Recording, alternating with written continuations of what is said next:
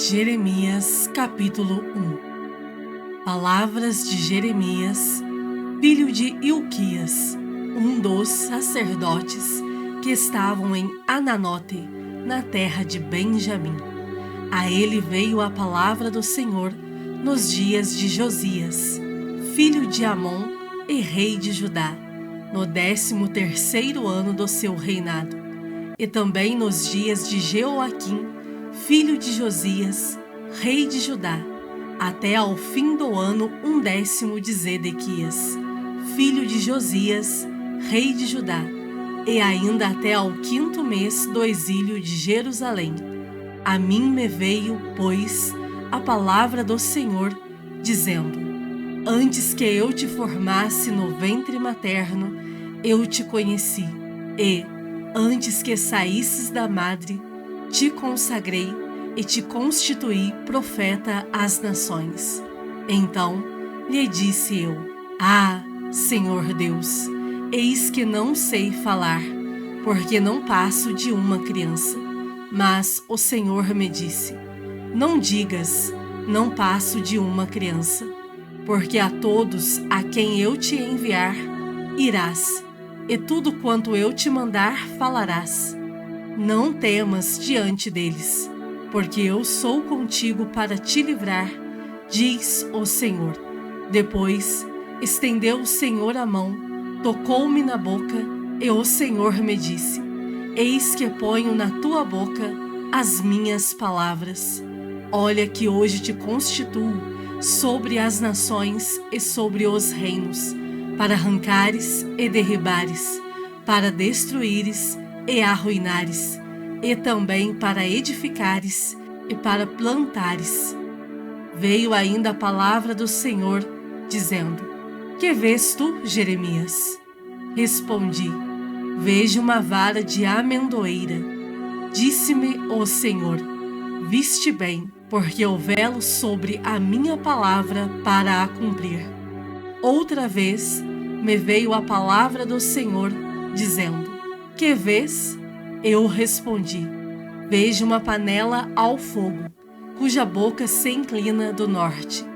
Disse-me o Senhor: Do norte se derramará o mal sobre todos os habitantes da terra, pois eis que convoco todas as tribos dos reinos do norte, diz o Senhor, e virão, e cada reino porá o seu trono à entrada das portas de Jerusalém, e contra todos os seus muros em redor, e contra todas as cidades de Judá.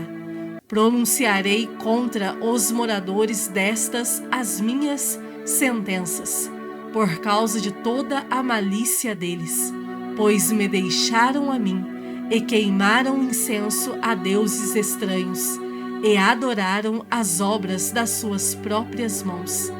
Tu, pois, cinge os lombos, dispõe-te, e dize-lhes tudo quanto eu te mandar. Não te espantes diante deles, para que eu não te infunda espanto na sua presença. Eis que hoje te ponho por cidade fortificada, por coluna de ferro e por muros de bronze, contra todo o país, contra os reis de Judá, contra os seus príncipes, contra os seus sacerdotes e contra o seu povo. Pelejarão contra ti, mas não prevalecerão, porque eu sou contigo, diz o Senhor, para te livrar.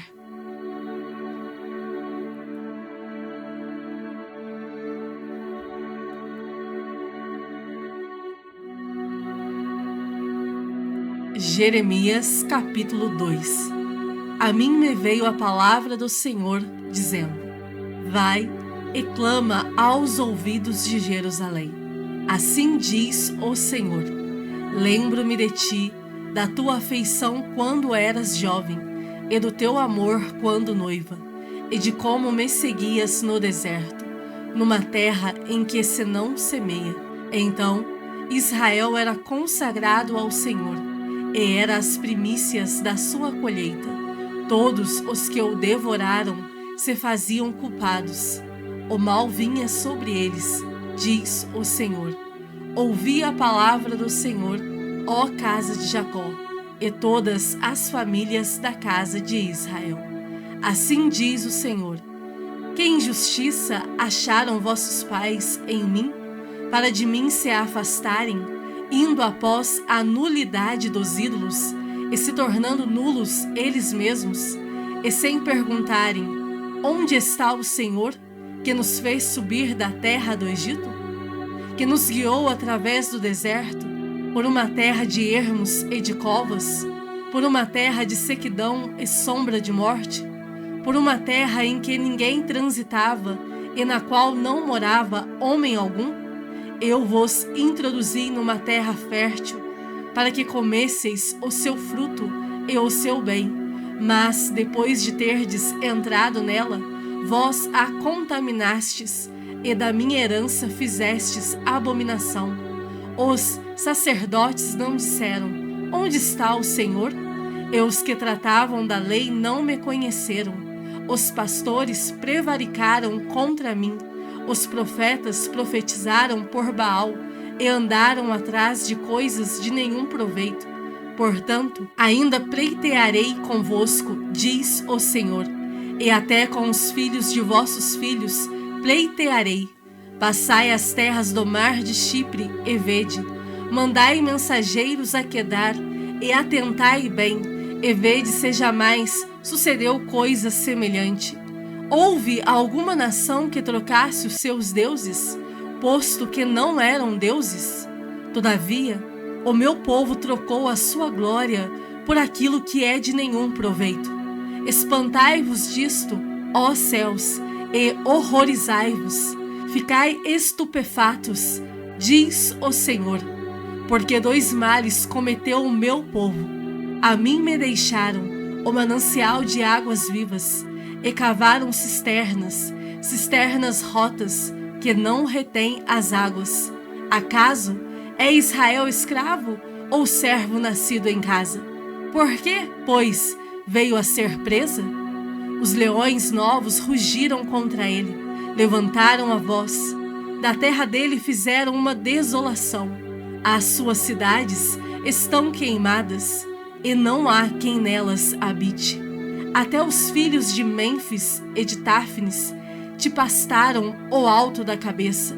Acaso tudo isto não te sucedeu por haveres deixado o Senhor, teu Deus, quando te guiava pelo caminho? Agora, pois, que lucro terás indo ao Egito para beberes as águas do Nilo, ou indo à Assíria para beberes as águas do Eufrates? A tua malícia te castigará, e as tuas infidelidades te repreenderão.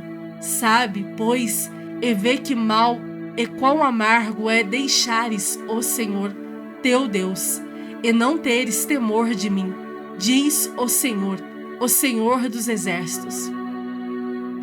Ainda que há muito quebrava eu o teu jugo e rompi as tuas ataduras, dizias tu: não quero servir-te, pois em todo o outeiro alto e debaixo de toda árvore frondosa te deitavas e te prostituías. Eu mesmo te plantei como vide excelente, da semente mais pura. Como, pois, te tornaste para mim uma planta degenerada, como de vide brava? Pelo que ainda que te laves com salitre e amontoes potassa, continua a mácula da tua iniquidade perante mim, diz o Senhor Deus.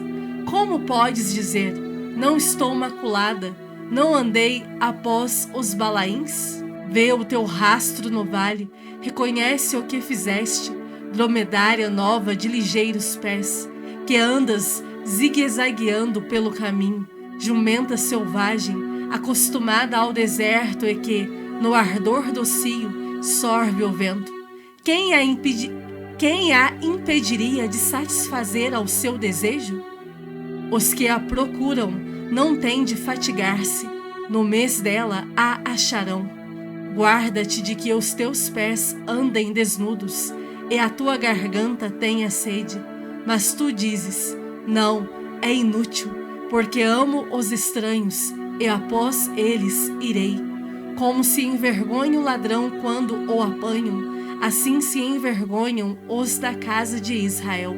Eles, os seus reis, os seus príncipes, os seus sacerdotes e os seus profetas, que dizem a um pedaço de madeira: Tu és meu pai, e a pedra, tu me geraste, pois me viraram as costas e não o rosto. Mas, em vindo a angústia, dizem: Levanta-te e livra-nos. Onde, pois, estão os teus deuses, que para ti mesmo fizeste? Eles que se levantem, se te podem livrar no tempo da tua angústia. Porque os teus deuses, ó Judá, são tantos como as tuas cidades. Por que contendeis comigo? Todos vós transgredistes contra mim, diz o Senhor. Em vão castiguei os vossos filhos. Eles não aceitaram a minha disciplina.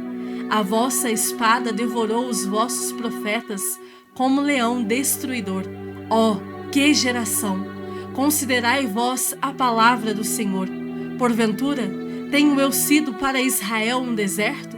Ou uma terra da mais espessa escuridão? Por que, pois, diz o meu povo, somos livres, jamais tornaremos a ti?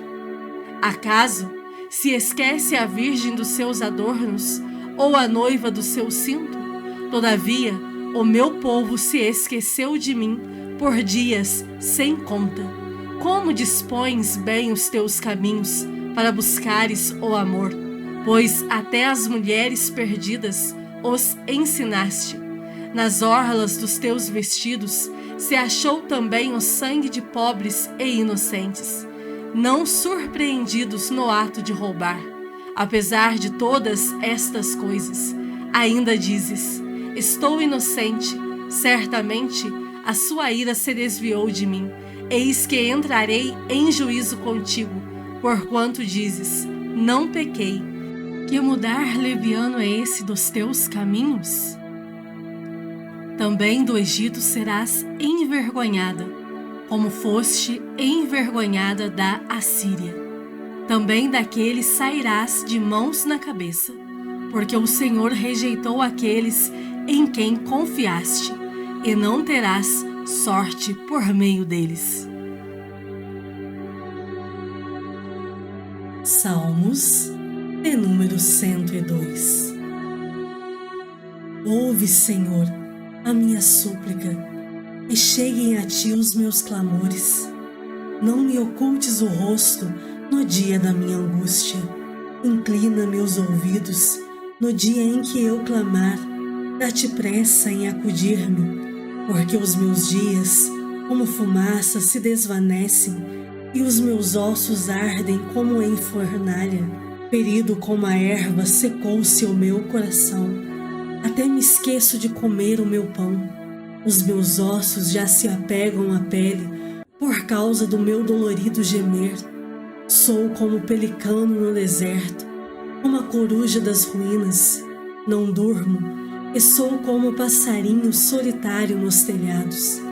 Os meus inimigos me insultam a toda hora. Furiosos contra mim, praguejam com o meu próprio nome. Por pão tenho comido cinza e misturado com lágrimas a minha bebida, por causa da tua indignação e da tua ira, porque me elevaste e depois me abateste. Como a sombra que declina, assim os meus dias, e eu me vou secando como a relva. Tu, porém, Senhor, permaneces para sempre, e a memória do teu nome de geração em geração. Levantar-te-ás e terás piedade de Sião. É tempo de te compadeceres dela, e já é vinda a sua hora, porque os teus servos amam até as pedras de Sião e se condoem do seu pó.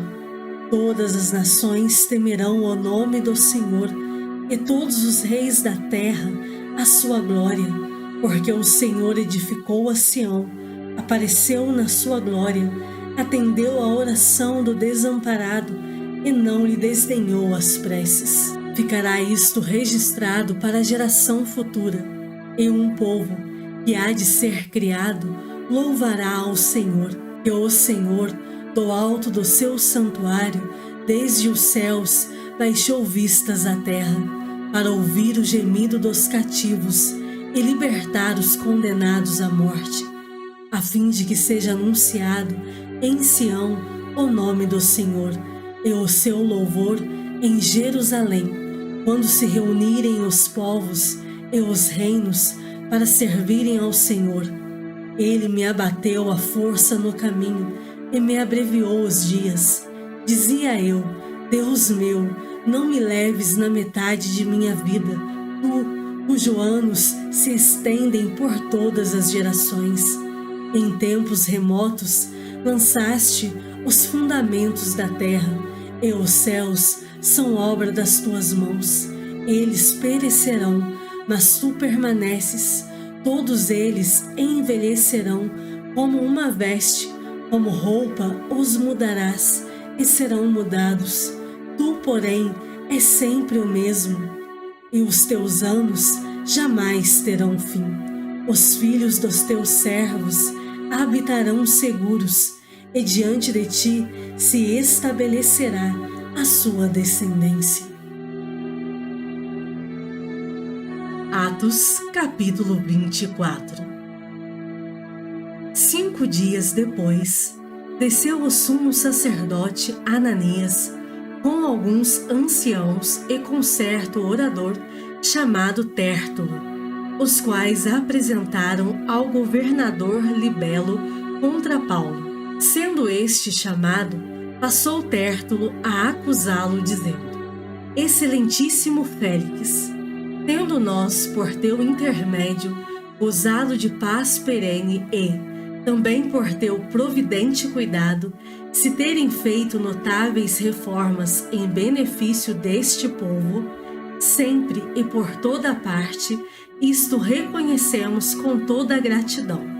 Entretanto, para não te deter por longo tempo, rogo-te que, de conformidade com a tua clemência, nos atendas por um pouco, porque, tendo nós verificado que este homem é uma peste e promove sedições entre os judeus esparsos por todo o mundo, sendo também o principal agitador da seita dos nazarenos, o qual também tentou profanar o templo, nós o prendemos, com o intuito de julgá-lo segundo a nossa lei.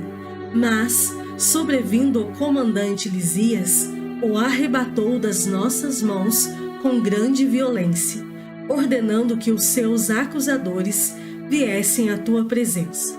Tu mesmo, examinando-o, poderás tomar conhecimento de todas as coisas de que nós o acusamos. Os judeus também concordaram na acusação, afirmando que estas coisas eram assim.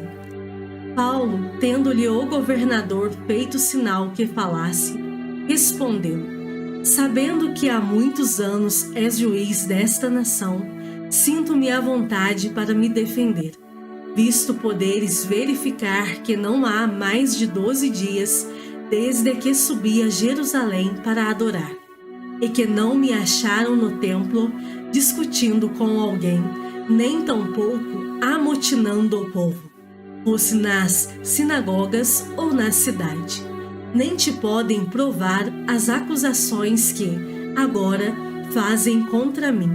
Porém confesso-te que, segundo o caminho, a que chamam seita, assim eu sirvo ao Deus de nossos pais, acreditando em todas as coisas que estejam de acordo com a lei e nos escritos dos profetas, tendo esperança em Deus, como também estes a têm, de que haverá ressurreição, tanto de justos como de injustos. Por isso também me esforço por ter sempre consciência pura diante de Deus e dos homens. Depois de anos, vim trazer esmolas à minha nação, e também fazer oferendas. E foi nesta prática que alguns judeus da Ásia me encontraram já purificado no templo, sem ajuntamento e sem tumulto, os quais deviam comparecer diante de ti e acusar, se tivessem alguma coisa contra mim. Ou estes mesmos digam que iniquidade acharam em mim por ocasião do meu comparecimento perante o Sinédrio, salvo estas palavras que clamei, estando entre eles. Hoje sou eu julgado por vós acerca da ressurreição dos mortos. Então, Félix, conhecendo mais acuradamente as coisas com respeito ao caminho, adiou a causa, dizendo: quando descer o comandante Lisias, tomarei inteiro conhecimento do vosso caso. E mandou ao centurião que conservasse a Paulo detido, tratando-o com indulgência e não impedindo que os seus próprios o servissem. Passados alguns dias, vindo Félix com Drusila, sua mulher, que era judia, mandou chamar Paulo e passou a ouvi-lo a respeito da fé em Cristo Jesus, dissertando ele acerca da justiça, do domínio próprio e do juízo vindouro. Ficou Félix amedrontado e disse: por agora podes retirar-te, e, quando eu tiver vaga, chamar-te-ei, esperando também, ao mesmo tempo, que Paulo lhe desse dinheiro, pelo que, chamando-o mais frequentemente, conversava com ele. 2 anos mais tarde, Félix teve por sucessor Pórcio Festo e, querendo Félix assegurar o apoio dos judeus, manteve Paulo encarcerado. Atos, capítulo 25. Tendo, pois, Festo assumido o governo da província, 3 dias depois, subiu de Cesareia para Jerusalém. E logo os principais sacerdotes e os maiorais dos judeus lhe apresentaram queixa contra Paulo e lhe solicitavam, pedindo como favor, em detrimento de Paulo, que o mandasse vir a Jerusalém, armando eles cilada para o matarem na estrada. Festo, porém, respondeu achar-se Paulo detido em Cesareia, e que ele mesmo, muito em breve, partiria para lá. Portanto, disse ele: os que dentre vós estiverem habilitados, que desçam comigo, e, havendo contra este homem qualquer crime, acusem-no. E, não se demorando entre eles mais de 8 ou 10 dias, desceu para Cesareia. E, no dia seguinte, assentando-se no tribunal, ordenou que Paulo fosse trazido. Comparecendo este, rodearam-no os judeus que haviam descido de Jerusalém, trazendo muitas e graves acusações contra ele, as quais, entretanto, não podiam provar. Paulo, porém, defendendo-se, proferiu as seguintes palavras: nenhum pecado cometi contra a lei dos judeus, nem contra o templo, nem contra César. Então Festo, querendo assegurar o apoio dos judeus, respondeu a Paulo: queres tu subir a Jerusalém e ser ali julgado por mim a respeito destas coisas? Disse-lhe Paulo: estou perante o tribunal de César, onde convém seja eu julgado. Nenhum agravo pratiquei contra os judeus, como tu muito bem sabes. Caso, pois, tenha eu praticado algum mal ou crime digno de morte, estou pronto para morrer. Se, pelo contrário, não são verdadeiras as coisas de que me acusam, ninguém, para lhes ser agradável, pode entregar-me a eles. Apelo para César. Então Festo, tendo falado com o conselho, respondeu: para César apelaste, para César irás. Passados alguns dias, o rei Agripa e Berenice chegaram a Cesareia a fim de saudar a Festo. Como se demorassem ali alguns dias, Festo expôs ao rei o caso de Paulo, dizendo: Félix deixou aqui preso certo homem, a respeito de quem os principais sacerdotes e os anciãos dos judeus apresentaram queixa, estando eu em Jerusalém, pedindo que o condenasse. A eles respondi que não é costume dos romanos condenar quem quer que seja, sem que o acusado tenha presentes os seus acusadores e possa defender-se da acusação.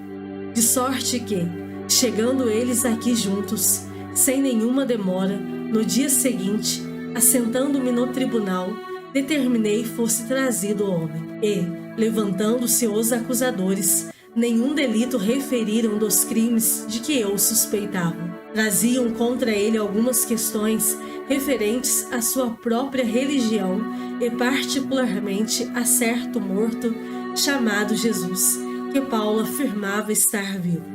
Estando eu perplexo quanto ao modo de investigar estas coisas, perguntei-lhe se queria ir a Jerusalém para ser ali julgado a respeito disso.